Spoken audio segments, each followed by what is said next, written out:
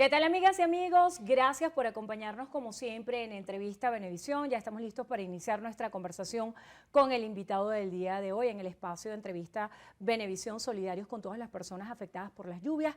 Vamos a hablar de un tema bien interesante y por eso está aquí en el estudio con nosotros también Leonardo Palacios, abogado tributarista, presidente de la Cámara de Comercio de Caracas. Y precisamente, tal vez la gente no entienda la relación de lo que puede estar sucediendo a nivel de la tragedia y cómo los municipios en situaciones de contingencias como esta tienen que autogestionar los recursos. Está en discusión en la Asamblea Nacional la ley de armonización tributaria y hemos visto cómo sector comercial y sector privado de alguna manera se ha abierto un gran debate acerca de cómo armonizar el tema tributario a nivel municipal. Pero cuando uno ve contingencias como la que se están viviendo hoy en Tejerías, uno dice que es importante la autonomía de cada municipio, de cada estado, para poder atender emergencias y poder tener esos recursos. Quisiera conocer cuál es su apreciación acerca de esta ley que está en abierto debate ahora. Mira, muchísimas gracias y la verdad nuestra solidaridad con toda la gente del estado de Aragua, específicamente de las Tejerías, por esta desgracia, este momento tan desagradable y triste que están pasando. Tu tema da como para toda una materia de un posgrado de políticas públicas.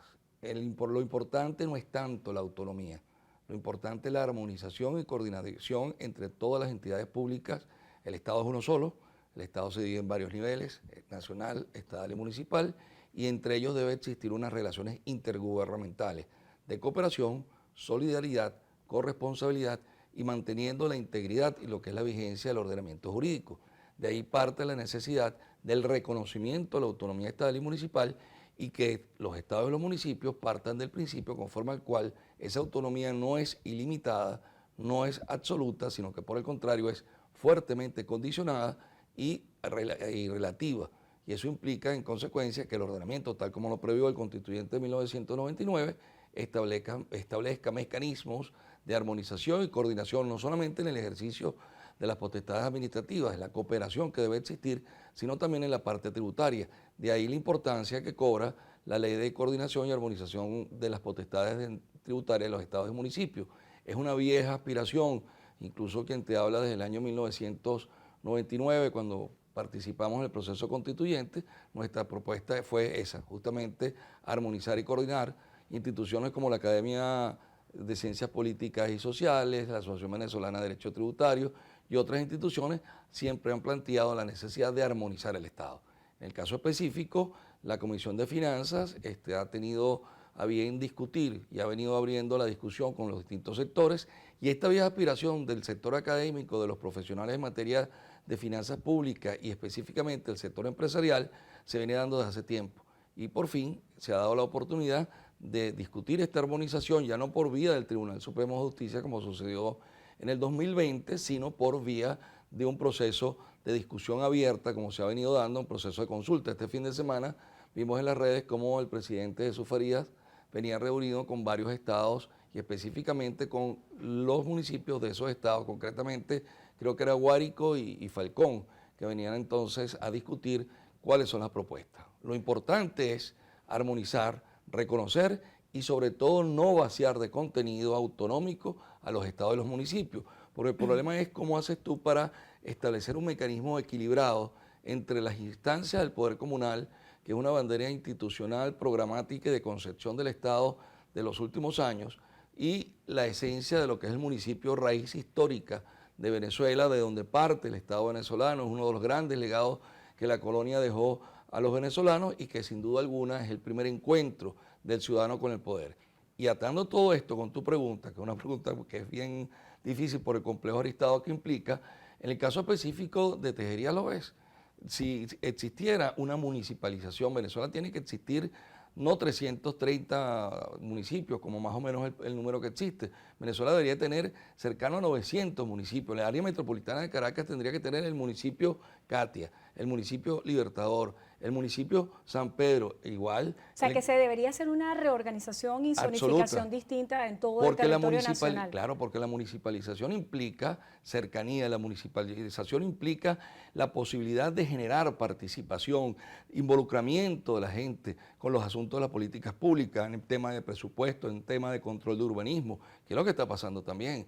Todo esto el desastre que hemos visto en varias zonas de Caracas es un problema de falta de control urbanístico que ejercían en su oportunidad las asociaciones de vecinos. Entonces hay que reencontrarnos con lo bueno del pasado. Con esas estructuras de organización ciudadana que le dan vida al país. Sin duda alguna, todo lo que fue en su oportunidad la Federación de Comunidades Urbanas, representada en las asociaciones de vecinos, hay que rescatarla, hay que rescatar las cosas buenas del presente con una proyección de futuro que permita un Estado eficiente, un Estado eficaz, un Estado que fortalezca la participación. Pero para eso entonces hay que reconocer la posibilidad de generar recursos de los estados y los municipios, que estos entiendan que no puede ser ilimitado, abusivo. Recientemente hemos visto la arremetida de varios municipios contra la empresa privada.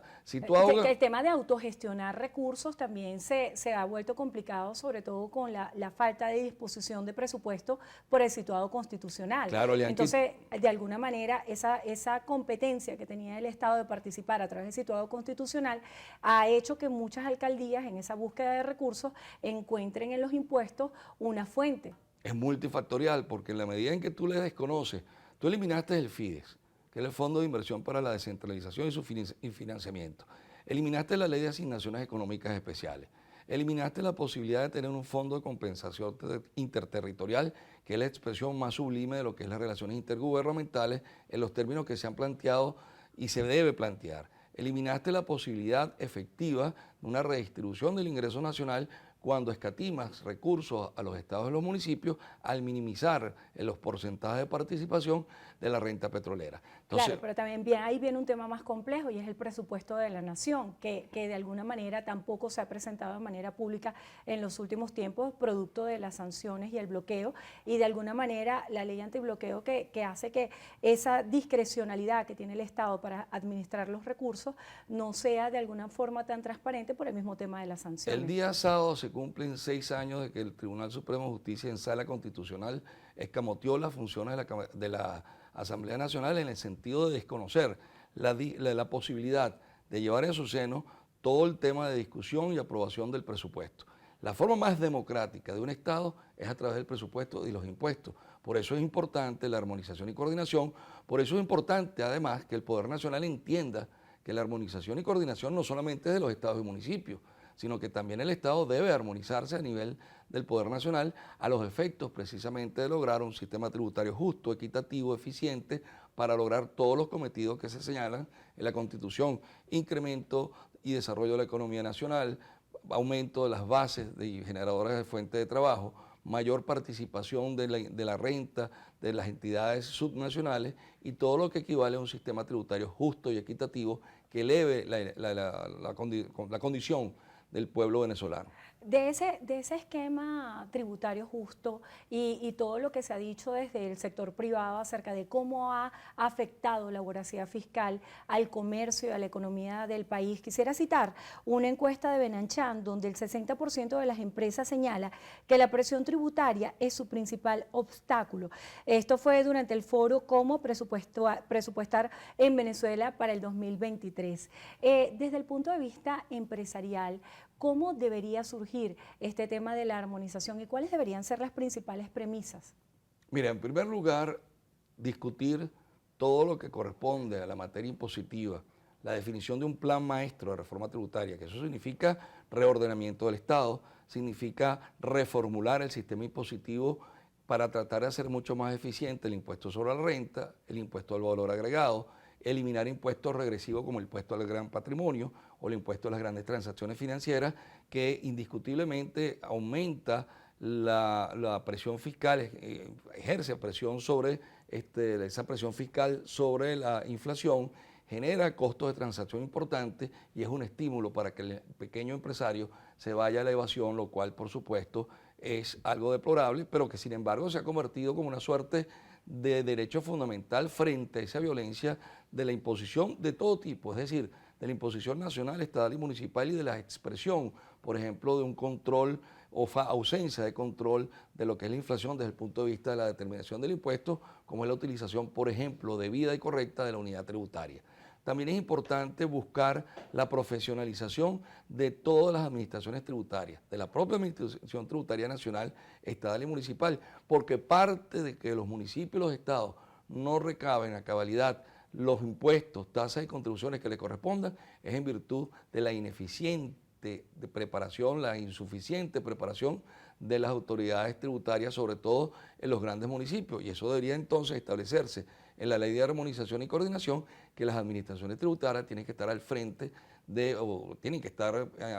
esas instituciones, gente con preparación, con especialización, con conocimiento y experticia en la materia tributaria, y no gente improvisada, porque cuando tú desconoces, atropellas, y el atropello con el desconocimiento resulta ser grave cuando a eso se le agrega toda una ausencia de control de tutela, de no hay eficiencia desde el punto de vista de la tutela administrativa que ejerce los municipios cuando tú recurres por ante la administración o cuando vas a los tribunales especializados en la materia. Entonces todo esto lleva a la necesidad de plantear una reforma impositiva, reducir las contribuciones especiales para fiscales o cualquier tipo de tributo que bajo la figura de aporte se establezca con carácter coactivo, con carácter coercitivo, para que las empresas contribuyan, por ejemplo, con las comunas, sin retribución alguna directa a la población y sin ningún elemento que genere mayor como renta. esa transparencia, esa justificación del Claro, pago del impuesto. No solamente la transparencia, es la responsabilidad y sobre todo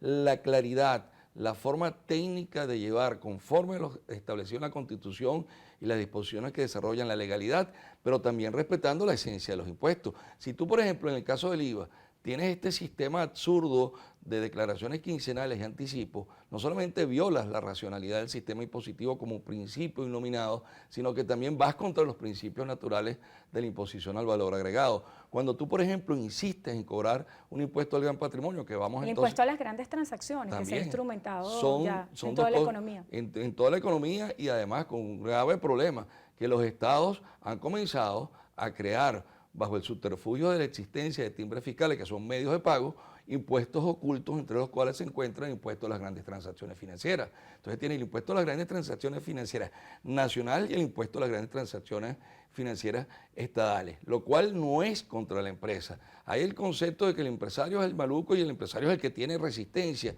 para responder a los tributos, pero no es cierto. Todo tributo se descarga, todo tributo se traslada y en consecuencia cuando tú vienes con una serie de cadenas o vienes con una serie de eslabones en la cadena de adquisición de insumos, los incorporas en tu proceso productivo, todo ese impacto impositivo lo vas a recargar tú en el precio. Por eso se le califica un impuesto regresivo. Es un impuesto regresivo, bueno, se traslada todo al consumidor final. Se traslada al consumidor final, no se toma en cuenta la capacidad económica y adicionalmente entonces no hay armonización porque todos esos tributos afectan la declaración del impuesto sobre la renta que los desconocen para su determinación. Palacio, este es el último trimestre, ya nos queda poco tiempo de entrevista, nos queda también poco tiempo para que culmine el año. ¿Qué hace falta para la reactivación del comercio en Venezuela? Oye, la voluntad de reactivar la economía, la voluntad de hacer todas estas reformas desde el punto de vista administrativo, la intención de modificar el sistema registral y notarial, la intención de mejorar la violencia institucional de las administraciones tributarias en general y reducción de contribuciones para fiscales y sobre todo el ser transparente y el ser concurrente con la iniciativa privada para mejorar el país. Felicitaciones por su más reciente publicación sobre Pedro Tinoco. Gracias por estar con nosotros en Entrevista a Venevisión. Leonardo Palacios, abogado tributarista, presidente de la Cámara de Comercio de Caracas. Gracias por estar aquí. Y gracias a ustedes también por habernos acompañado. Momentos de oración y acción por todos los afectados en las lluvias en nuestro país. Hacemos una breve pausa y al regreso continuamos con más de Noticiero Venevisión. Quédense allí que ya venimos.